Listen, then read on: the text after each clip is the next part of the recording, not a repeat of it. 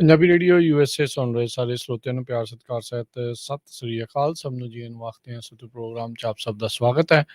Update California programme ਲੈ ਕੇ ਹਾਜ਼ਰ ਹਾਂ। ਮੈਂ ਰਾਜਕਨਵੀਰ ਸਿੰਘ ਜੁੜ ਚੁੱਕੇ ਨੇ ਮੇਰੇ ਨਾਲ ਹਰਜੋਤ ਸਿੰਘ ਜੀ। ਸਵਾਗਤ ਹੈ। ਸਤਿ ਸ੍ਰੀ ਅਕਾਲ ਜੀ। ਸਤਿ ਸ਼੍ਰੀ ਅਕਾਲ, ਧੰਨਵਾਦ ਜੀ ਆਇਆਂ ਨੂੰ। ਪੰਜਾਬੀ ਰੇਡੀਓ USA ਦੇ ਜਿੰਨੇ ਵੀ ਸਰੋਤੇ ਸਾਡੇ ਸਾਰੇ ਹੀ AM ਸਟੇਸ਼ਨ FM ਸਟੇਸ਼ਨ ਘਰਾਂ ਦੇ ਵਿੱਚ ਰੇਡੀਓ ਸੈਟਸ ਦੇ ਰਾਹੀਂ ਟੈਲੀਫੋਨ ਦੇ ਰਾਹੀਂ ਫੇਸਬੁੱਕ YouTube ਤੇ ਲਾਈਵ ਦੇਖ ਰਹੇ ਹੋ ਸੁਣ ਰਹੇ ਹੋ ਸਾਰਿਆਂ ਨੂੰ ਜੀ ਆਇਆਂ ਨੂੰ ਤੇ ਬਹੁਤ ਹੀ ਪਿਆਰ ਤੇ ਸਤਿਕਾਰ ਭਰੀ ਸਤਿ ਸ਼੍ਰੀ ਅਕਾਲ ਸਰੋਤਿਓ। ਅੱਜ ਅਗਸਤ ਦੀ 12 ਤਰੀਕ ਆ, ਦਿਨ ਸ਼ੁੱਕਰਵਾਰ, ਤੁਹਾਡੇ ਲਈ ਸ਼ਾਮ ਦਾ ਅਪਡੇਟ ਕੈਲੀਫੋਰਨੀਆ ਪ੍ਰੋਗਰਾਮ ਲੈ ਕੇ ਹਾਜ਼ਰ ਹੋਏ ਹਾਂ। ਪ੍ਰੋਗਰਾਮ ਸ਼ੁਰੂ ਕਰਨ ਤੋਂ ਪਹਿਲਾਂ ਸਾਡੇ ਅੱਜ ਦੇ ਸਪਾਂਸਰਸ ਦਾ ਧੰਨਵਾਦ। ਖਾਲਸਾ ਇੰਸ਼ੋਰੈਂਸ ਏਜੰਸੀ, ਜਿਨ੍ਹਾਂ ਦੇ ਕੋਲੋਂ ਹਰ ਇੱਕ ਤਰੀਕੇ ਦੀ ਇੰਸ਼ੋਰੈਂਸ ਕਰਵਾ ਸਕਦੇ ਹੋ। ਇੰਸ਼ੋਰੈਂਸ ਬਾਰੇ ਪਤਾ ਕਰਨ ਲਈ ਕਾਲ ਕਰੋ 408-272-2500 4082722500। Terkiana immigration law firm, immigration ਦਾ ਹੋਵੇ ਕਿਸੇ ਵੀ ਤਰੀਕੇ ਦਾ ਕੰਮ, call attorney J Terkiana 415-909-0503। Amarjit Singh Fresno, Gurbachan Singh Nagra Sacramento, Navjit Dhillon Yuba City, Avtar Singh Manzil Clovis, Yuvraj Singh Dhaliwal, Kamaljit Singh Stockton, Harjinder Singh Brar Bakersfield Zander group, ਜਿੱਥੋਂ ਤੁਸੀਂ ਹੋਮ ਲੋਨਸ, ਘਰ ਖਰੀਦਣ ਘਰ ਵੇਚਣ ਦੀਆਂ ਸਰਵਿਸਿਜ਼ ਦੇ ਨਾਲ ਨਾਲ ਟਰੱਕ ਟ੍ਰੇਲਰਸ ਦੇ ਲੋਨਸ ਦਾ ਕੰਮ ਵੀ ਕਰਵਾ ਸਕਦੇ ਹੋ। ਹੋਰ ਜਾਣਕਾਰੀ ਲਈ ਕਾਲ ਮੋਹਨ ਚੀਮਾ 559-905-2575। ਇਹਨਾਂ ਸਾਰਿਆਂ ਦਾ ਧੰਨਵਾਦ। ਜੇਕਰ ਤੁਸੀਂ ਜਾਂ ਕੋਈ ਹੋਰ ਕਾਰੋਬਾਰ ਇਸ ਪ੍ਰੋਗਰਾਮ ਨੂੰ ਸਪਾਂਸਰ ਕਰਨਾ ਚਾਹੁੰਦੇ ਹੋ, ਸੰਪਰਕ ਕਰ ਸਕਦੇ ਹੋ 408-722-7698 ਦੇ ਉੱਤੇ। ਜੀ, ਅੱਜ ਦੀਆਂ ਖਬਰਾਂ ਵੱਲ ਚੱਲੀਏ ਤੇ ਜਿਸ ਤਰ੍ਹਾਂ ਆਪਾਂ ਸਵੇਰੇ ਵੀ ਤੁਹਾਡੇ ਨਾਲ ਖਬਰਾਂ ਸਾਂਝੀਆਂ ਕੀਤੀਆਂ ਸੀ ਵੀ ਸਲਮਾਨ ਰੁਸ਼ਦੀ ਇੰਡੀਅਨ ਮੂਲ ਦਾ ਜੋ ਰਾਈਟਰ ਆ, ਉਸ ਨੂੰ ਚਾਕੂਆਂ ਦੇ ਨਾਲ ਉਸ ਦੇ ਉੱਤੇ ਹਮਲਾ ਕੀਤਾ ਗਿਆ ਸੀ ਚੌਟੋਕਿਆ ਸ਼ਹਿਰ ਨਿਊਯਾਰਕ ਦੇ ਵਿੱਚ। ਸਰੋਤਿਆਂ ਨੂੰ ਯਾਦ ਹੋਊਗਾ ਸਟੈਨਿਕ ਵਰਸਿਸ ਇਸਨੇ ਬੁੱਕ ਲਿਖੀ ਸੀ 1980s ਦੇ ਕਰੀਬ, ਜਿਹਦੇ ਵਿੱਚ ਮੁਹੰਮਦ ਸਾਹਿਬ ਦੇ ਅਗੇਂਸਟ ਕਾਫੀ ਕੁਛ ਇਸਨੇ ਲਿਖਿਆ ਸੀਗਾ। ਤੇ 75 ਸਾਲਾਂ ਦਾ ਸਲਮਾਨ ਰਸ਼ਦੀ ਨੂੰ ਹਸਪਤਾਲ 'ਚ ਫਲਾਈ ਕਰਕੇ ਲਿਜਾਇਆ ਗਿਆ ਤੇ ਉਹਦੀ ਸਰਜਰੀ ਹੋ ਰਹੀ ਆ। ਉਹਦੇ ਏਜੰਟ ਐਂਡਰਿਊ ਵਾਈਲੀ ਨੇ ਦੱਸਿਆ ਵੀ ਰਾਈਟਰ ਜੋ ਆ ਉਹ ਰਾਈਟ ਨਾਓ ਵੈਂਟੀਲੇਟਰ ਦੇ ਉੱਤੇ ਹੈਗਾ ਤੇ ਉਹਦਾ ਲਿਵਰ ਵੀ ਡੈਮੇਜ ਹੋ ਗਿਆ ਆ ਤੇ ਇੱਕ ਅੱਖ ਵੀ ਉਹਨਾਂ ਦੀ ਪਰਮਾਨੈਂਟ ਖਤਮ ਹੋ ਸਕਦੀ ਹੈਗੀ ਆ।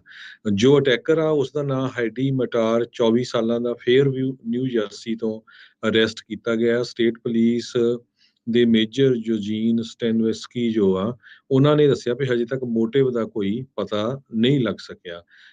ਰੁਸ਼ਦੀ ਇੱਥੇ ਇੱਕ ਲੈਕਚਰ ਕਰਨ ਆਇਆ ਸੀ। ਇਸ ਤੋਂ ਪਹਿਲਾਂ ਵੀ ਉਹ ਪਿਛਲੇ ਸਾਲਾਂ ਦੇ ਵਿੱਚ ਇੱਥੇ ਲੈਕਚਰ ਕਰਨ ਆਉਂਦੇ ਰਹੇ ਆ। ਇਸੇ ਤਰ੍ਹਾਂ ਇੱਕ ਮੋਡਰੇਟਰ ਹੈਨਰੀ ਰੈਸੀ 73 ਸਾਲਾਂ ਦੇ ਆ, ਉਹਨਾਂ ਦੇ ਵੀ ਜਿਹੜੀਆਂ ਕੁਝ ਸੱਟਾਂ ਲੱਗੀਆਂ ਹੈਗੀਆਂ। ਸਟੇਟ ਟਰੂਪਰ ਤੇ ਕਾਉਂਟੀ ਸ਼ੈਰਿਫ ਡਿਪਟੀ ਨੇ ਰੁਸ਼ਦੀ ਦੇ ਲੈਕਚਰ ਦੇ ਸੰਬੰਧ ਦੇ ਵਿੱਚ ਅਸਾਈਨ ਕੀਤੇ ਗਏ ਸੀ, ਪਰ ਸਮਹਾਉ ਉਹ ਮਿਸ ਕਰ ਗਏ ਤੇ $3 ਮਿਲੀਅਨ ਦਾ ਰੁਸ਼ਦੀ ਦੇ ਸਿਰ ਦੇ ਉੱਤੇ ਇਨਾਮ ਵੀ ਇਰਾਨ ਵਾਲਿਆਂ ਨੇ ਰੱਖਿਆ ਹੋਇਆ ਸੀ। ਜੀ ਜੀ, ਅਗਲੀ ਜਿਹੜੀ ਗੱਲ ਕਰਦੇ ਜਾਈਏ, FBI ਦੇ ਦੁਆਰਾ ਟਰੰਪ ਹੁਣਾਂ ਦੇ ਛਾਪਾਮਾਰੀ ਕੀਤੀ ਜਿਹੜੀ ਗਈ ਆ, ਉਸ ਦੇ ਬਾਰੇ ਸਰਚ ਵਾਰੰਟ ਤੋਂ ਕਹਿੰਦੇ ਵੀ ਇਹ ਪਤਾ ਲੱਗ ਰਿਹਾ ਆ ਵੀ ਟਰੰਪ ਹੁਣੀ ਉਹਨਾਂ ਦੇ ਉੱਤੇ ਜਿਹੜੀ ਜਾਂਚ ਚੱਲ ਰਹੀ ਸੀ ਅਬਸਟਰਕਸ਼ਨ ਆਫ ਜਸਟਿਸ ਤੇ ਐਸਪੀਨਾਜ ਐਕਟ ਵਾਇਲੇਸ਼ਨ ਆ, ਉਸ ਦੇ ਤਹਿਤ। ਐਸਪੀਨਾਜ ਐਕਟ ਬੇਸਿਕਲੀ ਦੇਸ਼ ਧਰੋਹ ਵਾਲਾ ਕੰਮ ਹੁੰਦਾ ਹੈ। ਮੰਨਿਆ ਜਿਹੜਾ ਉਹ ਜਾਂਦਾ ਹੈ ਵੀ ਸ਼ਾਇਦ ਉਹਨਾਂ ਨੇ ਜਿਹੜੀ ਕਲਾਸੀਫਾਈਡ ਇਨਫੋਰਮੇਸ਼ਨ ਆ ਉਹ ਕਿਸੇ ਹੋਰ ਦੇ ਹੱਥੇ ਜਿਹੜੀ ਆ ਉਹ ਦਿੱਤੀ ਹੋਵੇ। ਸੋ ਐਸਪੀਨਾਜ ਐਕਟ ਜਿਹੜਾ ਆ ਉਸ ਦੇ ਉੱਤੇ ਜਿਹੜਾ ਲਗਾਇਆ ਜਾ ਸਕਦਾ। ਸੋ FBI ਦੇ ਸਰਚ ਵਾਰੰਟ ਦੇ ਵਿੱਚ ਇਹ ਚੀਜ਼ ਪਤਾ ਲੱਗੀ ਆ। ਇਹ ਵੀ ਜਿਹੜਾ ਦੱਸਿਆ ਜਾ ਰਿਹਾ ਵੀ ਕੁਝ ਕਲਾਸੀਫਾਈਡ ਜਿਹੜੇ ਰੈਕਰਡਸ ਆ ਮਾਰਾ ਲਾਗੋ ਤੋਂ FBI ਨੇ ਸੀਜ਼ ਕੀਤੇ ਸੀਗੇ। ਸੋ ਟਰੰਪ ਹੁਣੀ ਜਾਂਦੇ ਜਾਂਦੇ ਕੁਛ ਨਾ ਕੁਛ ਜਿਹੜੇ ਕਲਾਸੀਫਾਈਡ ਇਨਫੋਰਮੇਸ਼ਨ ਕਹਿੰਦੇ ਆ ਵੀ ਉਹ ਨਾਲ ਲੈ ਗਏ ਸੀ। ਟਰੰਪ ਹੁਣਾਂ ਨੇ ਦਾਅਵਾ ਕੀਤਾ ਵੀ ਜਿਹੜੇ ਵੀ ਰੈਕਰਡ ਉਹ ਨਾਲ ਲੈ ਕੇ ਗਏ ਆ ਉਹ ਕਲਾਸੀਫਾਈਡ ਨਹੀਂ, ਡੀਕਲਾਸੀਫਾਈਡ ਜਿਹੜੇ ਉਹ ਸੀਗੇ।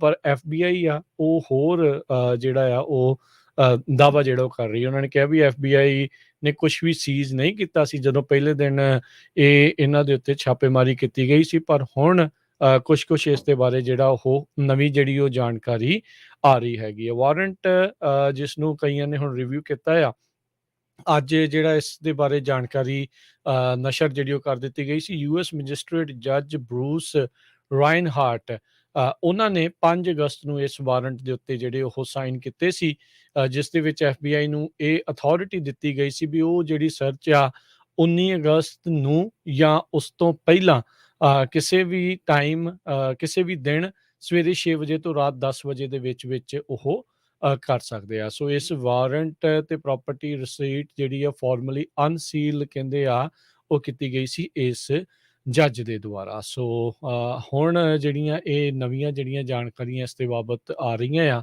ਤੇ ਇਹ ਇੱਕ ਕਾਫੀ ਚਿੰਤਾਜਨਕ ਵਿਸ਼ਾ ਜਿਹੜਾ ਹੋ ਸਕਦਾ ਆ ਵੀ ਜਾਂਦੇ ਜਾਂਦੇ ਜਿਹੜੇ ਟਰੰਪ ਹੁਣੀ ਇਦਾਂ ਦੀ ਕਿਹੜੀ ਇਨਫੋਰਮੇਸ਼ਨ ਜਿਹੜੀ ਉਹ ਕਲਾਸੀਫਾਈਡ ਇਨਫੋਰਮੇਸ਼ਨ ਜਿਹੜੀ ਉਹ ਨਾਲ ਲੈ ਗਏ ਹੋਣ, ਜਿਸ ਦੇ ਕਰਕੇ ਆਬਸਟਰਕਸ਼ਨ ਆਫ ਜਸਟਿਸ ਤੇ ਐਸਪੀਨਾਜ ਐਕਟ ਜਿਹੜੀ ਵਾਇਲੇਸ਼ਨਸ ਆ ਉਸ ਦੇ ਤਹਿਤ ਉਹਨਾਂ ਉੱਤੇ ਜਾਂਚ ਚੱਲ ਰਹੀ ਹੋਵੇ। ਜੀ, ਅਗਲੀ ਖਬਰ ਵੱਲ ਚੱਲੀਏ। ਅੱਜ ਲੈਂਡਮਾਰਕ ਕਲਾਈਮੇਟ ਤੇ ਹੈਲਥ ਕੇਅਰ ਲੈਜਿਸਲੇਸ਼ਨ ਬਿੱਲ ਆ ਉਹ ਹਾਊਸ ਦੇ ਵਿੱਚ ਪਾਸ ਹੋ ਗਿਆ ਹੈਗਾ। ਯੂਐਸ ਹਾਊਸ ਰਿਪਰੈਜ਼ੈਂਟੇਟਿਵ ਨੇ ਇਨਫਲੇਸ਼ਨ ਰਿਡਕਸ਼ਨ ਐਕਟ ਆਫ 2022 ਨੂੰ ਪਾਸ ਕਰ ਦਿੱਤਾ। ਹੁਣ ਇਹ ਪ੍ਰੈਜ਼ੀਡੈਂਟ ਜੋ ਬਾਈਡਨ ਉਹਨਾਂ ਦੇ ਡੈਸਕ ਤੇ ਜਾਏਗਾ ਤੇ ਉਹ ਸਾਈਨ ਕਰ ਦੇਣਗੇ। ਇਸ ਤੋਂ ਪਹਿਲਾਂ ਮੈਜੋਰਟੀ ਲੀਡਰ ਚੱਕ ਸ਼ੂਮਰ ਤੇ ਸੈਨੇਟਰ ਜੋ ਮੈਨਸ਼ਨ ਇਹਨਾਂ ਨੇ ਰਲ ਕੇ ਜੋ ਸੈਨੇਟ ਦੇ ਵਿੱਚ ਇਹ ਬਿੱਲ ਪਾਸ ਕਰ ਲਿਆ ਸੀ। ਜੁਲਾਈ 27 ਨੂੰ ਡੀਲ ਅਨਾਉਂਸ ਕੀਤੀ ਗਈ ਸੀ ਤੇ ਅਗਸਤ 7 ਨੂੰ ਬਿੱਲ ਸੈਨੇਟ 'ਚ ਪਾਸ ਹੋਇਆ ਸੀ ਤੇ ਅੱਜ ਇਹ ਹਾਊਸ ਦੇ ਵਿੱਚ ਕਲੀਅਰ ਹੋ ਗਿਆ ਹੈਗਾ। Inflation reduction act 369 billion dollar climate change ਆਉਣ ਵਾਲੇ 10 ਸਾਲਾਂ 'ਚ ਤੇ ਓਬਾਮਾ ਕੇਅਰ ਪ੍ਰੀਮੀਅਮ ਨੂੰ ਜੋ ਸਬਸਿਡੀ ਦੇਣ ਦੇ ਲਈ, ਹੋਰ ਇਸ ਤਰ੍ਹਾਂ ਦੇ IRS ਨੂੰ ਜੌਬਸ ਵਧਾਉਣ ਦੇ ਲਈ ਉੱਥੇ ਵਰਤਿਆ ਜਾਊਗਾ। ਜੀ ਜੀ, ਅਗਲੀ ਜਿਹੜੀ ਗੱਲ ਕਰਦੇ ਜਾਈਏ, ਸਿਕੋਵਾ ਨੈਸ਼ਨਲ ਫੋਰੈਸਟ ਦੇ ਵਿੱਚ ਇੱਕ 28 ਸਾਲਾਂ ਦੇ ਕਰਨ ਕਾਊਂਟੀ ਦੇ ਨਿਵਾਸੀ ਨੂੰ ਜਿਹੜਾ ਗ੍ਰਿਫਤਾਰ ਕੀਤਾ ਗਿਆ ਸੀ ਪਹਿਲਾਂ, ਤੇ ਅੱਜ ਉਸ ਨੂੰ 12 ਸਾਲਾਂ ਦੀ ਸਜ਼ਾ ਹੋਈ ਆ। ਇਸ ਦੇ ਉੱਤੇ ਦੋਸ਼ ਇਹ ਸੀਗਾ ਵੀ ਇਸਨੇ ਇਸ ਸਿਕੋਵਾ ਨੈਸ਼ਨਲ ਫੋਰੈਸਟ ਦੇ ਵਿੱਚ ਗੈਰ ਕਾਨੂੰਨੀ ਢੰਗ ਦੇ ਨਾਲ ਮੈਰੀਜੁਆਨਾ ਜਿਹੜੀ ਆ ਉਸ ਨੂੰ ਕਲਟੀਵੇਟ ਜਾਣੀ ਕਿ ਉਗਾਇਆ ਹੈਗਾ ਆ। ਇਸ ਦੇ ਵਿੱਚ ਕਹਿੰਦੇ 2400 ਜਿਹੜੇ ਮੈਰੀਜੁਆਨਾ ਦੇ ਪਲਾਂਟ ਆ ਉਹ ਇਹ ਗਰੋ ਕਰ ਰਿਹਾ ਸੀ। ਇਹਨੇ ਸੋਚਿਆ ਵੀ ਜੰਗਲ ਦੇ ਵਿੱਚ ਆਪਾਂ ਗਰੋ ਕਰਦੇ ਸ਼ਾਇਦ ਕਿਸੇ ਨੂੰ ਕੁਛ ਨਹੀਂ ਪਤਾ ਲੱਗੂਗਾ, ਪਰ ਲਾ ਐਨਫੋਰਸਮੈਂਟ ਨੂੰ ਇਸ ਦੇ ਬਾਰੇ ਭਣਕ ਲੱਗ ਗਈ ਸੀਗੀ ਤੇ ਇਹ 2019 ਦੇ ਵਿੱਚ 2019 ਦੇ ਵਿੱਚ ਇਹ ਇਸ ਥਾਂ ਦੇ ਉੱਤੇ ਜਿੱਥੇ ਉਹ ਉਗਾ ਰਿਹਾ ਸੀਗਾ ਤੇ ਉਦੋਂ ਇਸ ਨੂੰ ਗ੍ਰਿਫਤਾਰ ਕਰ ਲਿਆ ਗਿਆ ਸੀ। ਡੇਵਿਡ ਮੋਰਿਨੋ ਫਲੋਰੇਜ਼ ਉਸ ਟਾਈਮ ਦੇ ਉੱਤੇ ਨਾਲ AR-15 ਸਟਾਈਲ ਜਿਹੜੀ ਰਾਈਫਲ ਆ ਜਿਹੜੀ ਕਿ ਲੋਡਡ ਸੀਗੀ ਉਹ ਵੀ ਨਾਲ ਲਈ ਫਿਰਦਾ ਸੀਗਾ। ਇਹ ਬੰਦਾ ਜਿਹੜਾ ਹਰਜੋਤ ਸਿੰਘ ਜੀ ਜ਼ਿਆਦਾ ਹੀ ਗਾਂਹ ਲੰਘਿਆ ਸੀ। ਇਹਨੇ ਮੈਨਮੇਡ ਡੈਮਸ ਵੀ ਬਣਾਏ ਸੀ, ਜਿਹੜੇ ਕ੍ਰੀਕਸ ਦਾ ਜਾਂ ਹੋਰ ਲਾਗੇ ਛਾਗੇ ਪਾਣੀ ਆਉਂਦਾ ਸੀ ਉਸ ਦੇ ਬੰਨ ਲਾ ਕੇ ਇੱਧਰ ਨੂੰ ਜਿੱਥੇ ਖੇਤੀ ਕਰ ਰਿਹਾ ਸੀਗਾ ਮੈਰੀਜੁਆਨਾ ਦੀ ਉਧਰ ਨੂੰ ਇਸਨੇ ਮੋੜਿਆ ਸੀਗਾ। 22 ਅਪ੍ਰੈਲ ਨੂੰ ਇਸਨੇ ਆਪਣੇ ਸਾਰੇ ਦੋਸ਼ਾਂ ਨੂੰ ਜਿਹੜਾ ਉਹ ਕਬੂਲ ਰਿਹਾ ਸੀ ਤੇ ਅੱਜ ਇਸ ਨੂੰ 12 ਸਾਲਾਂ ਦੀ ਇਸ ਮਾਮਲੇ ਦੇ ਵਿੱਚ ਗੈਰ ਕਾਨੂੰਨੀ ਢੰਗ ਦੇ ਨਾਲ ਮੈਰੀਜੁਆਨਾ ਉਗਾਉਣ ਦੇ ਲਈ ਇਸ ਨੂੰ ਸਜ਼ਾ ਸੁਣਾਈ ਗਈ ਆ। ਅਗਲੀ ਖਬਰ ਵੱਲ ਚੱਲੀਏ। ਕਹਿੰਦੇ ਕੈਲੀਫੋਰਨੀਆ ਦੇ ਵਿੱਚ ਮੈਗਾ ਫਲੱਡ ਆ ਸਕਦਾ ਆ, ਜਿਹਦੇ ਨਾਲ 100 ਇੰਚ ਤੱਕ ਮੀਂਹ ਪੈ ਸਕਦਾ। ਇਹ ਸਾਇੰਟਿਸਟ ਨੇ ਵਾਰਨਿੰਗ ਦਿੱਤੀ ਹੈਗੀ ਆ, ਪਰ 1862 ਤੋਂ ਲੈ ਕੇ ਹੁਣ ਤੱਕ ਅਜਿਹਾ ਕੁਝ ਨਹੀਂ ਹੋਇਆ, ਪਰ ਹੋ ਸਕਦਾ ਹੈਗਾ। ਇਹ ਜੋ ਸਾਇੰਟਿਸਟ ਆ ਉਹਨਾਂ ਨੇ ਕਿਹਾ ਕਿ ਗੋਲਡਨ ਸਟੇਟ ਦੇ ਵਿੱਚ ਐਕਸਟ੍ਰੀਮ ਤੇ ਵਨਸ ਇਨ ਏ ਸੈਂਚੁਰੀ ਮੈਗਾ ਫਲੱਡ ਜੋ ਆ ਉਹ ਆ ਸਕਦਾ ਹੈਗਾ ਆ। ਤੇ ਇਹਦੇ ਸੰਬੰਧ ਦੇ ਵਿੱਚ ਮੰਥ ਲੌਂਗ ਕਹਿੰਦੇ ਸਟਾਰਮ ਹੋਊਗਾ ਜੋ ਕਿ 30 ਇੰਚ ਰੇਨ ਸੈਨ ਫਰਾਂਸਿਸਕੋ ਵਾਲੇ ਏਰੀਏ ਦੇ ਵਿੱਚ ਡੰਪ ਕਰ ਸਕਦਾ ਹੈਗਾ ਆ। 1862 ਚ ਇੰਨਾ ਜ਼ਿਆਦਾ ਫਲੱਡ ਆਏ ਸੀ। ਜੇ ਇਦਾਂ ਦੀ ਸਿਚੁਏਸ਼ਨ ਬਣਦੀ ਆ, ਸਿਆਰਾ ਨਵਾਡਾ ਏਰੀਏ ਦੇ ਵਿੱਚ 25 ਤੋਂ ਲੈ ਕੇ 34 ਫੁੱਟ ਤੱਕ ਸਨੋ ਪੈ ਸਕਦੀ ਹੈਗੀ ਆ। ਇਹ ਪਊਗੀ ਕਦੋਂ ਇਹ ਦੇਖਦੇ ਆ, ਪਰ ਇੰਨੇ ਸਾਲਾਂ ਬਾਅਦ ਆਉਣ ਦੇ ਚਾਂਸ ਜੋ ਸਾਇੰਟਿਸਟ ਆ ਉਹ ਕਹਿ ਰਹੇ ਹੈਗੇ ਵੀ ਮੈਗਾ ਫਲੱਡ ਕੈਲੀਫੋਰਨੀਆ ਦੇ ਵਿੱਚ ਆ ਸਕਦਾ ਹੈ। ਆਲਰੇਡੀ ਜਿਹੜੇ ਰੇਗਿਸਤਾਨਾਂ ਦੇ ਇਲਾਕੇ ਆ, ਹਰਜੋਤ ਸਿੰਘ ਜੀ, ਵੇਗਸ ਦਾ ਇਲਾਕਾ ਇੱਥੋਂ ਤੱਕ ਕਿ ਡੈਥ ਵੈਲੀ ਦੇ ਵਿੱਚ ਵੀ ਬਹੁਤ ਭਾਰੀ ਮੀਂਹ ਜਿਹੜੇ ਇਸ ਟਾਈਮ ਪੈ ਰਹੇ ਨੇ। ਬੀਤੇ ਦਿਨਾਂ ਦੇ ਵਿੱਚ ਬਹੁਤ ਸਾਰੀਆਂ ਵੀਡੀਓਜ਼ ਉਹ ਸਾਹਮਣੇ ਆਈਆਂ ਸੀ ਵੀ ਕਿਸ ਤਰੀਕੇ ਦੇ ਨਾਲ ਮੀਂਹ ਇੰਨਾ ਕੁ ਜ਼ਿਆਦਾ ਪਿਆ, ਆਮ ਜੀਵਨ ਵੀ ਜਿਹੜਾ ਬੁਰੀ ਤਰ੍ਹਾਂ ਪ੍ਰਭਾਵਿਤ ਹੋਇਆ, ਇੱਥੋਂ ਤੱਕ ਕਿ ਜਿਹੜੇ ਕਸੀਨੋਜ਼ ਵਗੈਰਾ ਸੀ, ਜਿਹੜੇ ਹੋਟਲ ਸੀਗੇ, ਉਹਨਾਂ ਦੇ ਅੰਦਰ ਵੀ ਪਾਣੀ, ਛੱਤਾਂ ਜਿਹੜੀਆਂ ਆ ਉਹ ਵੀ ਚੋ ਗਈਆਂ। ਡੈਥ ਵੈਲੀ ਦੇ ਵਿੱਚ ਕਹਿੰਦੇ ਵੀ ਜਿਹੜਾ ਹਜ਼ਾਰਾਂ ਸਾਲਾਂ ਦਾ ਜਿੰਨਾ ਮੀਂਹ ਅਚਾਨਕ ਜਿਹੜਾ ਉਹ ਪੈ ਗਿਆ, ਕਈ ਜਿਹੜੇ ਆ ਥੋੜ੍ਹੇ ਘੰਟਿਆਂ ਦੇ ਵਿੱਚ ਹੀ ਇੰਨਾ ਜ਼ਿਆਦਾ ਮੀਂਹ ਜਿਹੜਾ ਪੈ ਗਿਆ ਸੀ, ਜਿੱਥੇ ਬਹੁਤ ਘੱਟ ਮੀਂਹ ਪੈਂਦਾ ਆ। ਕੱਲ੍ਹ ਇੱਕ ਵੀਡੀਓ ਹਰਜੋਤ ਸਿੰਘ ਜੀ ਮੈਂ ਇਸ ਦੇ ਬਾਬਤ ਦੇਖ ਰਿਹਾ ਸੀ, ਇੱਕ ਮੈਟਰੋਲੋਜਿਸਟ ਦਿਖਾ ਰਿਹਾ ਸੀ ਵੀ ਜਦੋਂ ਡਰਾਊਟ ਪੈਂਦਾ ਆ ਤੇ ਉਸ ਤੋਂ ਬਾਅਦ ਦੇ ਵਿੱਚ ਕਿਉਂਕਿ ਉੱਤੇ ਜਿੰਨੀ ਵੀ ਵੈਜੀਟੇਸ਼ਨ ਆ ਉਹ ਸੜ ਜਾਂਦੀ ਆ, ਜੜ੍ਹਾਂ ਜਿਹੜੀਆਂ ਉਹ ਮਰੀਆਂ ਹੁੰਦੀਆਂ ਆ ਤੇ ਪਾਣੀ ਦੇ ਰਸਣ ਦੀ ਜਿਹੜਾ ਵਿੱਚ ਰਚ ਜਾਂਦਾ ਹੈ, ਰਸ ਜਾਂਦਾ ਹੈ ਧਰਤੀ ਦੇ ਵਿੱਚ, ਉਹ ਸ਼ਮਤਾ ਬਹੁਤ ਜ਼ਿਆਦਾ ਘਟ ਜਾਂਦੀ ਆ। ਸੋ ਜੇ ਰੈਗੂਲਰਲੀ ਮੀਂਹ ਪੈਂਦੇ ਹੋਣ, ਸਾਰਾ ਕੁਝ ਵਧੀਆ ਹੋਵੇ ਤਾਂ ਫਿਰ ਤਾਂ ਪਾਣੀ ਧਰਤੀ ਦੇ ਵਿੱਚ ਜਾਣ ਨੂੰ ਈਜ਼ੀ ਰਹਿੰਦਾ ਆ। ਪਰ ਜਦੋਂ ਕਿੰਨੇ ਚਿਰਾਂ ਬਾਅਦ ਡਰਾਊਟ ਬਾਅਦ ਸੋਕੇ ਤੋਂ ਬਾਅਦ ਦੇ ਵਿੱਚ ਅਚਾਨਕ ਭਾਰੀ ਮੀਂਹ ਪੈਂਦੇ ਆ, ਤਾਂ ਫਿਰ ਇੱਕ ਹਿਸਾਬ ਦੇ ਨਾਲ ਥੱਲੇ ਜਿੱਦਾਂ ਕਹਿ ਲਓ ਵੀ ਟਾਟ ਵਿਛਾ ਦਈਏ, ਤੱਪੜ ਜਿਹੜਾ ਉਹ ਵਿਛਾ ਦਈਏ, ਤਾਂ ਉਹ ਪਾਣੀ ਥੱਲੇ ਜਿਹੜਾ ਉਹ ਰਚਦਾ ਨਹੀਂ, ਜਿਹਦੇ ਕਰਕੇ ਬਹੁਤ ਪਾਣੀ ਫਿਰ ਫਲੱਡ ਜਿਹੜਾ ਹੜ੍ਹਾਂ ਵਰਗੀ ਸਥਿਤੀ ਬਣ ਜਾਂਦੀ ਆ। ਸੋ ਇਹ ਲਗਾਤਾਰ ਕਲਾਈਮੇਟ ਚੇਂਜ ਦੇ ਚੱਲਦਿਆਂ ਇਹ ਜਿਹੜੇ ਸਾਈਕਲ ਨੇ, ਮੈਗਾ ਡਰਾਊਟ ਆਉਣੇ ਤੇ ਫਿਰ ਮੈਗਾ ਫਲੱਡਸ ਆਉਣ ਦੇ ਜਿਹੜੇ ਚਾਂਸ ਆ ਉਹ ਹੋਰ ਵੀ ਜ਼ਿਆਦਾ ਵੱਧਦੇ ਜਾਂਦੇ ਆ। ਸੋ ਪਾਣੀ ਤਾਂ ਚਾਹੀਦਾ ਹੀ ਚਾਹੀਦਾ ਆ, ਪਰ ਕੀ ਅਸਲ ਦੇ ਵਿੱਚ ਇਹ ਸਾਰਾ ਕੁਛ ਇੰਨੀ ਜਲਦੀ, ਇੰਨੀ ਤੇਜ਼ੀ ਦੇ ਨਾਲ ਚੇਂਜ ਹੋਊਗਾ, ਇਹ ਵੱਡੀ ਜਿਹੜੀ ਚਿੰਤਾ ਆ। ਸੋ ਇਹ ਸਟੱਡੀ ਵੀ ਉਦੋਂ ਹੀ ਪਬਲਿਸ਼ ਹੋਈ ਆ ਹਰਜੋਤ ਸਿੰਘ ਜੀ, ਇਹ ਜਿਹੜਾ ਡੈਥ ਵੈਲੀ ਦੇ ਵਿੱਚ ਬੀਤੇ ਦਿਨੀ ਜਿਹੜਾ ਫਲੈਸ਼ ਫਲੱਡਿੰਗ ਹੋਈ ਸੀ, ਜਿਸ ਕਰਕੇ ਬਹੁਤ ਸਾਰੀਆਂ ਸੜਕਾਂ ਵੀ ਰੁੜ ਗਈਆਂ ਸੀਗੀਆਂ, ਇੰਨਾ ਅਚਾਨਕ ਮੀਂਹ ਪੈਣ ਦੇ ਕਰਕੇ, ਉਸ ਤੋਂ ਬਾਅਦ ਦੇ ਵਿੱਚ ਇਹਨਾਂ ਨੇ ਪੇਸ਼ ਕੀਤੀ ਆ। ਕੈਲੀਫੋਰਨੀਆ ਦਾ ਜੋ almost last operating nuclear power plant ਆ ਲਿਵਰਮੋਰ ਦੇ ਵਿੱਚ, ਉਸ ਨੂੰ ਗਵਰਨਰ ਗੈਬਨ ਨਿਊਸਮ ਬਚਾਉਣ ਜਾ ਰਹੇ ਆ। ਕਹਿੰਦੇ ਵੀ ਹੋ ਸਕਦਾ ਪੈਸੀਫਿਕ ਗੈਸ ਤੇ ਇਲੈਕਟ੍ਰਿਕ ਕੰਪਨੀ ਜੋ $1.4 ਬਿਲੀਅਨ ਦਾ ਲੋਨ ਸਟੇਟ ਵੱਲੋਂ ਲੈ ਲਵੇ। 10 ਸਾਲ, ਹਜੇ 5 ਤੋਂ 10 ਸਾਲ ਲੱਗਣੇ ਹੋਰ ਇਸ ਨੂੰ ਮੇਨਟੇਨ ਕਰਨ ਦੇ ਲਈ। ਡਰਾਫਟ ਕਰ ਦਿੱਤਾ ਗਿਆ ਆ ਬਿੱਲ ਆਲਰੇਡੀ, ਇਹ ਐਸੋਸੀਏਟਡ ਪ੍ਰੈਸ ਨੇ ਦੱਸਿਆ ਹੈਗਾ, ਜਿਹਦੇ ਮੁਤਾਬਕ ਜੋ ਇਹ ਪਲਾਂਟ ਆ 2025 ਤੱਕ ਕਲੋਜ਼ ਹੋਣਾ ਸੀ, ਸੋ ਇਸ ਨੂੰ 10 ਸਾਲਾਂ ਲਈ ਐਕਸਟੈਂਡ ਕੀਤਾ ਜਾਊਗਾ। ਇਲੈਕਟ੍ਰਿਕ ਡਾਇਵਲੋ ਕੈਨੀਅਨ ਪਾਵਰ ਪਲਾਂਟ ਜੋ ਅਵੀਲਾ ਬੀਚ ਕੈਲੀਫੋਰਨੀਆ ਦੇ ਵਿੱਚ ਹੈਗਾ ਆ, ਇਸ ਨੂੰ ਐਕਸਟੈਂਡ ਕਰਨ ਦੇ ਲਈ ਕੈਲੀਫੋਰਨੀਆ ਐਨਰਜੀ ਕਮਿਸ਼ਨ ਨੇ ਵੀ ਆਪਣੀ ਇੱਕ ਬਹੁਤ ਵੱਡੀ ਮੀਟਿੰਗ ਕੀਤੀ ਸੀ, ਜਿਹਦੇ ਵਿੱਚ ਉਹਨਾਂ ਨੇ ਗਵਰਨਰ ਨੂੰ ਕਿਹਾ ਸੀ ਵੀ ਇਹ ਡਿਆਬਲੋ ਕੈਨੀਅਨ ਨਿਊਕਲੀਅਰ ਪਲਾਂਟ ਨੂੰ ਰੱਖਿਆ ਜਾਵੇ, ਕਿਉਂਕਿ ਇਹ ਵਧੀਆ ਰਹੂਗਾ ਕੈਲੀਫੋਰਨੀਆ ਸਟੇਟ ਦੇ ਲਈ। ਜੀ, ਕਹਿੰਦੇ ਵੀ ਪਾਵਰ ਸ਼ਾਰਟੇਜਸ ਆਉਣ ਵਾਲੇ ਸਮੇਂ ਦੇ ਵਿੱਚ ਵੱਧ ਸਕਦੀਆਂ ਹੁਣ, ਕਿਉਂਕਿ ਦੇਖੋ ਕੈਲੀਫੋਰਨੀਆ ਵਾਲੇ ਰੌਲਾ ਪਾ ਰਹੇ ਆ ਵੀ ਅਸੀਂ ਸਭ ਕੁਝ ਬਿਜਲੀ ਦੇ ਉੱਤੇ ਕਰਨਾ, ਇਲੈਕਟ੍ਰਿਕ ਗੱਡੀਆਂ, ਇਲੈਕਟ੍ਰਿਕ ਟਰੱਕ ਤੇ ਗ੍ਰੀਨ ਐਨਰਜੀ ਵੱਲ ਨੂੰ ਜਾਣਾ ਆ, ਤੇ ਜਿਹੜਾ ਇੱਕੋ ਰਹਿੰਦਾ ਇਹ ਨਿਊਕਲੀਅਰ ਪਾਵਰ ਪਲਾਂਟ ਜੇ ਬੰਦ ਕਰਦੇ ਤਾਂ ਫਿਰ ਉਸ ਦੇ ਲਈ ਇੱਕ ਸਟੈਪ ਬੈਕ ਹੋ ਸਕਦਾ ਆ। ਸੋ ਇਸ ਨੂੰ ਬਚਾਉਣ ਦੇ ਲਈ ਡਿਆਬਲੋ ਕੈਨੀਅਨ ਨਿਊਕਲੀਅਰ ਪਲਾਂਟ ਨੂੰ, ਜਿਹੜਾ ਸੈਨ ਲੁਇਸ ਓਬਿਸਪੋ ਦੇ ਵਿੱਚ ਹੈਗਾ ਆ, ਉਸ ਦੇ ਨਜ਼ਦੀਕ ਆ, ਉਸ ਨੂੰ ਚੱਲਦੇ ਰੱਖਣ ਦੇ ਲਈ ਜਿਹੜੇ ਕੈਲੀਫੋਰਨੀਆ ਦੇ ਸਟੇਟ ਲਾਅ ਮੇਕਰਸ ਉਹਨਾਂ ਨੇ ਫੰਡਿੰਗ ਨੂੰ ਅਪਰੂਵ ਕੀਤਾ ਹੈਗਾ ਆ।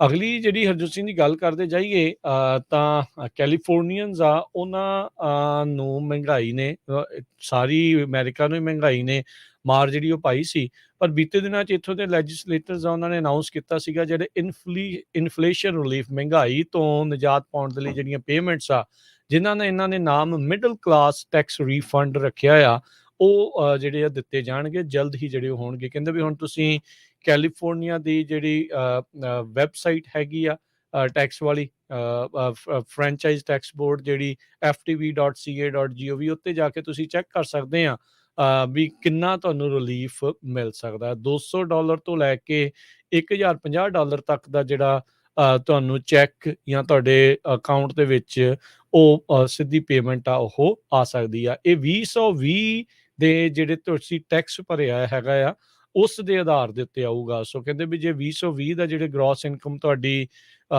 ਵੀ ਕਿੰਨੀ ਹੈਗੀ ਹੈ ਇੰਡੀਵਿਜੂਅਲ ਦੇ ਲਈ, ਜੁਆਇੰਟ ਦੇ ਲਈ, ਉਸ ਹਿਸਾਬ ਦੇ ਨਾਲ ਜਿਹੜਾ ਉਹ ਦੇਖਿਆ ਗਿਆ। ਸੋ ਮੈਕਸੀਮਮ ਟੂ ਮੈਕਸੀਮਮ ਇਹਦੇ ਵਿੱਚ $1050 ਤੁਹਾਨੂੰ ਮਿਲ ਸਕਦੇ ਆ। ਇਹ ਉਹ ਕੈਟਾਗਰੀ ਆ ਜਿਨ੍ਹਾਂ ਨੇ ਜੁਆਇੰਟ ਟੈਕਸ ਫਾਈਲ ਕੀਤਾ ਆ 1.5 ਲੱਖ ਜਾਂ ਉਸ ਤੋਂ ਘੱਟ ਉਹਨਾਂ ਦੀ ਜਿਹੜੀ ਇਨਕਮ ਹੈਗੀ ਆ, ਤੇ ਇੱਕ ਜਾਂ ਇੱਕ ਤੋਂ ਵੱਧ ਡਿਪੈਂਡੈਂਟ ਜਿਨ੍ਹਾਂ ਦਾ ਹੋਊਗਾ। ਸੋ ਇਹ ਚਾਰਟ ਜਿਹੜੇ ਆ ਉਹ ਆਪਾਂ ਤੁਹਾਡੇ ਨਾਲ ਰੇਡੀਓ ਦੀ ਫੇਸਬੁੱਕ ਪੇਜ ਦੇ ਉੱਤੇ ਵੀ ਸ਼ੇਅਰ ਜਿਹੜੇ ਉਹ ਕਰ ਸਕਦੇ ਆ, ਤੇ ਤੁਸੀਂ ਖੁਦ ਵੀ ਇਹਨਾਂ ਦੀ ਫਰੈਂਚਾਈਜ਼ ਟੈਕਸ ਬੋਰਡ ਜਿਹੜੀ ਕੈਲੀਫੋਰਨੀਆ ਦੀ ਆ ਉੱਤੇ ਜਾ ਕੇ ਚੈੱਕ ਕਰ ਸਕਦੇ ਹੋ ਵੀ ਤੁਸੀਂ ਕਿੰਨੇ ਰੀਫੰਡ ਦੇ ਹੱਕਦਾਰ ਹੋ ਸਕਦੇ ਹੋ। ਸਟਾਕਟਨ ਦੇ ਵਿੱਚ ਗਾਰਲਿਕ ਫੈਸਟੀਵਲ ਆ ਰਿਹਾ ਹੈਗਾ, ਸੋ ਗਿਲਰਾਏ 'ਚ ਗਾਰਲਿਕ ਫੈਸਟੀਵਲ ਨਹੀਂ ਮਨਾਇਆ ਜਾਊਗਾ। ਸੋ ਇਸ ਵਾਰ ਸਟਾਕਟਨ ਏਰੀਏ ਦੇ ਵਿੱਚ ਗਾਰਲਿਕ ਫੈਸਟੀਵਲ ਮਨਾਇਆ ਜਾਊਗਾ। ਪਿਛਲੇ ਕੁਝ ਮਹੀਨੇ ਪਹਿਲਾਂ ਫ੍ਰਿਜ਼ਨੋ ਦੇ ਵਿੱਚ ਵੀ ਗਾਰਲਿਕ ਫੈਸਟੀਵਲ ਮਨਾਇਆ ਗਿਆ ਸੀ। ਨਵਾਂ ਕਹਿੰਦੇ ਕੈਲੀਫੋਰਨੀਆ ਗਾਰਲਿਕ ਫੈਸਟੀਵਲ ਇਸ ਨੂੰ ਸੇਮ ਗਰੁੱਪ ਆਰਗੇਨਾਈਜ਼ ਕਰੂਗਾ ਜੋ ਸਨਮਾਈਕੀਨ ਐਪਰਗਸ ਫੈਸਟੀਵਲ ਨੂੰ ਆਰਗੇਨਾਈਜ਼ ਕਰਦਾ ਹੈਗਾ ਆ। ਆਰਗੇਨਾਈਜ਼ਰਸ ਇਹ ਕਹਿ ਰਹੇ ਆ ਵੀ ਗਾਰਲਿਕ ਜੋ ਗਿਲਰਾਏ ਦਾ ਫੈਸਟੀਵਲ ਸੀ, ਉਹਨਾਂ ਨੇ ਪਿਛਲੇ ਸਾਲ ਵੀ ਤੇ ਇਸ ਸਾਲ ਦੇ ਸ਼ੁਰੂ 'ਚ ਵੀ ਕਹਿ ਦਿੱਤਾ ਸੀ ਵੀ ਅਸੀਂ ਇਹ ਕੈਂਸਲ ਕਰਨ ਜਾ ਰਹੇ। ਈਵੈਂਟ ਸਰੋਤਿਆਂ ਨੂੰ ਯਾਦ ਹੋਊਗਾ ਕੁਝ ਸਾਲ ਪਹਿਲਾਂ ਉੱਥੇ ਸ਼ੂਟਿੰਗ ਹੋਈ ਸੀ ਤੇ ਕੁਝ ਲੋਕਾਂ ਦੀ ਮੌਤ ਵੀ ਹੋ ਗਈ ਸੀ।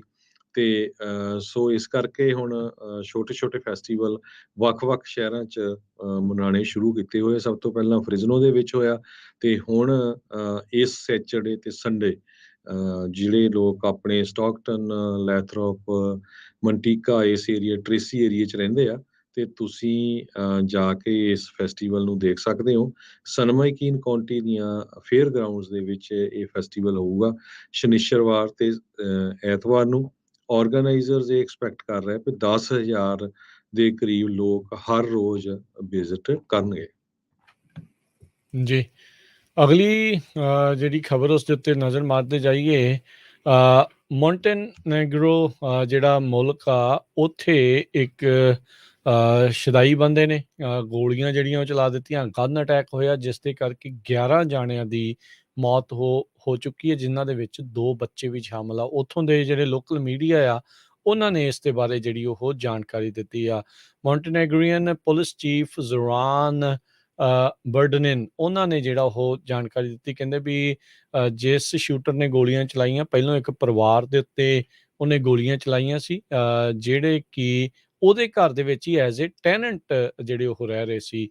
ਉਸਨੇ 2 ਬੱਚੇ ਜਿਨ੍ਹਾਂ ਦੀ ਉਮਰ 8 ਤੇ 11 ਸਾਲ ਦੱਸੀ ਜਾਂਦੀ ਆ, ਉਹਨਾਂ ਨੂੰ ਆਪਣੀ ਹੰਟਿੰਗ ਰਾਈਫਲ ਦੇ ਨਾਲ ਮਾਰਿਆ।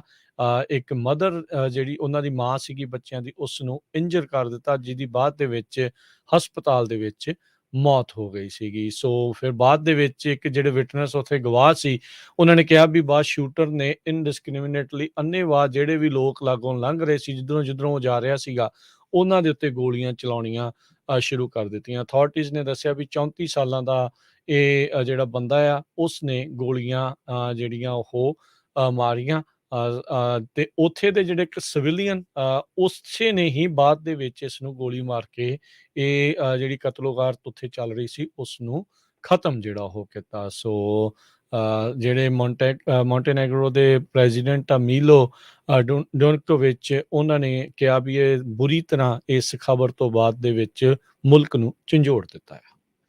ਜੀ, ਤੇ ਸਾਡਾ ਖਬਰਾਂ ਦਾ ਸਮਾਂ ਵੀ ਸਮਾਪਤੀ ਵਾਲਾ। ਅੱਜ ਸਟਾਕ ਮਾਰਕੀਟ ਕਾਫੀ ਸਟਰੋਂਗ ਰਹੀ ਹੈਗੀ, ਡਾਓ ਜੋਨ ਇੰਡਸਟਰੀਅਲ, ਨੈਸਡੈਕ ਸਾਰੇ ਉੱਪਰ ਗਏ। ਜੀ ਬਿਲਕੁਲ, ਅੱਜ ਵੀਕਐਂਡ ਦੀ ਜਿਹੜੇ ਜੀ ਉਸ ਤੋਂ ਪਹਿਲਾਂ ਫਰਾਈਡੇ ਦੀ ਕਲੋਜ਼ਿੰਗ ਦੇ ਉੱਤੇ ਡਾਓ ਜੋਨਸ ਤਕਰੀਬਨ 1.25% ਉੱਤੇ ਵਧਿਆ, 424 ਪੁਆਇੰਟ 33,761 ਤੇ ਬੰਦ ਹੋਇਆ। S&P ਜਿਹੜਾ ਉਹ 73 ਪੁਆਇੰਟ ਵੱਧ ਕੇ 4280 ਤੇ ਬੰਦ ਹੋਇਆ। ਨੈਸਡੈਕ 2% ਵੱਧ ਕੇ 267 ਪੁਆਇੰਟ ਵਧੇ 13,047 ਦੇ ਉੱਤੇ ਬੰਦ ਹੋਇਆ। ਜੇ ਸੋਨੇ ਦਾ ਭਾਅ $1,818 ਪ੍ਰਤੀ ਆਉਂਸ, ਕੱਚੇ ਤੇਲ ਦੀ ਕੀਮਤ $91 ਪ੍ਰਤੀ ਬੈਰਲ, 10 ਈਅਰ ਯੀਲਡ 2.83% ਦੇ ਉੱਤੇ ਰਹੀ। ਕ੍ਰਿਪਟੋ ਕਰੰਸੀਜ਼ 'ਚ ਬਿਟਕੋਇਨ ਇਹ 24,496 ਤੇ ਇਥੀਰੀਅਮ $1967 ਦੇ ਬਰਾਬਰ ਚੱਲ ਰਿਹਾ ਹੈ। ਜੀ, ਇੱਕ $1 ਦੀ ਕੀਮਤ ਇੰਡੀਆ ਦੇ 79 ਰੁਪਏ ਤੇ 63 ਪੈਸੇ ਦੇ ਬਰਾਬਰ ਹੀ ਆ।